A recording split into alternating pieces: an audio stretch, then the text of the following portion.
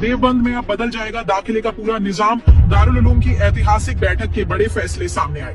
Deoband files की पड़ताल में सामने आया है कि विश्व प्रसिद्ध दारुल उलूम में दाखिला प्रक्रिया को लेकर बड़ा बदलाव होने जा रहा है। अब छात्रों को लंबी कतारों और सफर की मुश्किलों से राहत मिल सकती है, क्योंकि दाखिले के लिए ऑनलाइन फॉर्म सिस्टम लागू करने का फैसला लिया गया है। यह अहम फैसला मजलिस शूरा की 2 दिवसीय अहम बैठक में किया गया, जिसे अगले तालीमी सत्र से लागू किया जाएगा। बैठक में यह भी तय हुआ कि दारुल हदीस यानी दौराए हदीस शरीफ में 100 नई सीटें बढ़ाई जाएंगी, जिससे यहां तालीम हासिल करने वाले छात्रों की तादाद 1200 से ज्यादा हो जाएगी।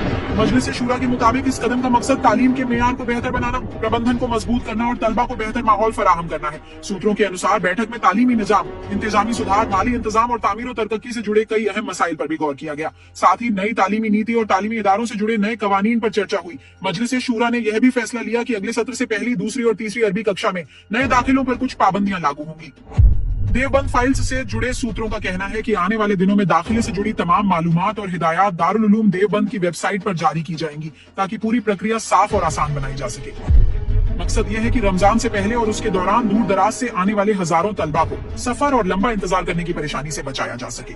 कुल मिलाकर दारुल उलूम देवबंद में यह बदलाव सिर्फ एक तकनीकी सुधार नहीं, बल्कि तालीमी निजाम में एक नई शुरुआत के तौर पर देखा जा रहा है। अब देखना यह होगा कि जमीन पर यह निजाम कितनी तेजी और पारदर्शिता के साथ लागू होता है। जय हिंद। देवबंद का हर सच अब आपके सामने। देवबंद से जुड़ी हर खबर जानने के लिए सब्सक्राइब करें।